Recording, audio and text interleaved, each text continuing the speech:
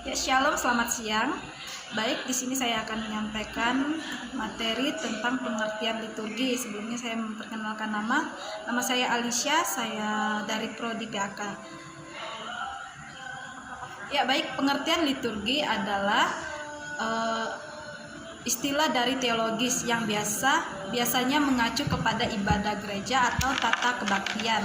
Tetapi bila kita lihat dari makna kata liturgi dalam Alkitab, maka kata dapat menyimpulkan sebenarnya tidak ada dasar Alkitabiah untuk menggunakan liturgi dalam arti ibadah gereja atau tata kebaktiannya.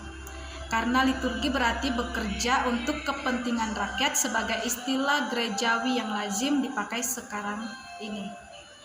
Asal kata liturgi berasal dari kata bahasa Yunani yaitu leiturgia.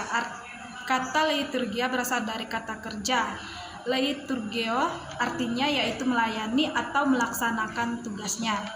Nah, harafiah kata leiturgia berasal dari dua kata yaitu leitos yang berarti rakyat, umat, dan kata ergon yang berarti pekerjaan pembuatan tugas.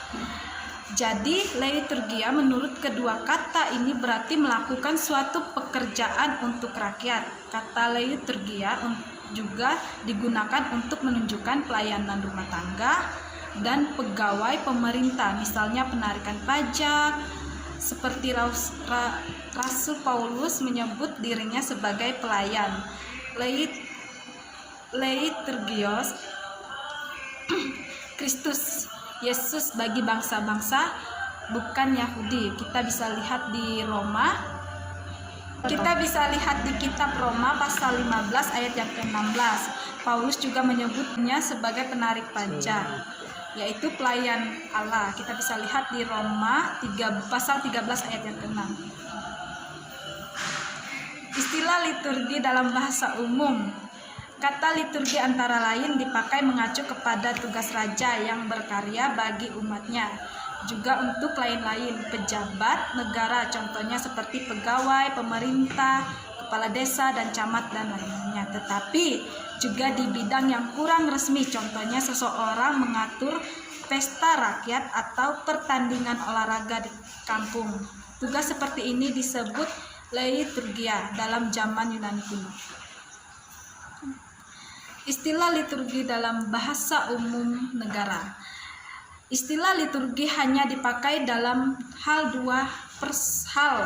persoalan agama, menunjukkan kepada pelaksanaan tugas imannya dengan orang Lewi dalam kemah suci dan kemudian dalam bait Allah, terutama dalam hal tugas pelayanannya mesbah. Kita bisa lihat di dalam kitab Yeskiel pasal 44 ayat yang ke-12 dan 2 Raja pasal 15 ayat yang ke-16. Leiturgia mengacu kepada kultus kalpir. Septuaginta selalu menggunakan kata leiturgia untuk suatu pekerjaan yang dilaksanakan para iman secara tertib dengan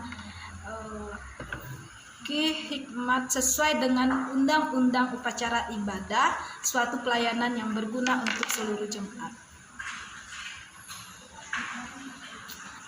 Istilah liturgi dalam Perjanjian Baru, bahasa aslinya adalah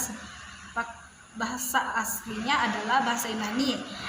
Dalam kata leiturgia terdapat beberapa kata dalam Perjanjian Baru dengan makna yang berbeda, yaitu salah satunya seperti dalam Septuaginta untuk menunjukkan kepada tugas iman. Kita bisa lihat di Lukas pasal 1 ayat yang ke-23 tentang Zakaria ketika selesai kurung waktu jabatannya. Kita juga bisa lihat di dalam kitab Ibrani pasal yang ke-9 ayat yang ke-21. Semua alat untuk ibadah dipercik secara demikian dengan darah. Kita juga bisa lihat di dalam kitab Ibrani pasal yang ke-10 ayat yang ke-11. Selanjutnya, setiap iman melakukan tiap-tiap hari pelayanan. Yang kedua, untuk mengetahui pekerjaan Kristus sebagai iman. Kita bisa lihat dalam kitab Ibrani pasal yang ke-8 ayat yang kedua.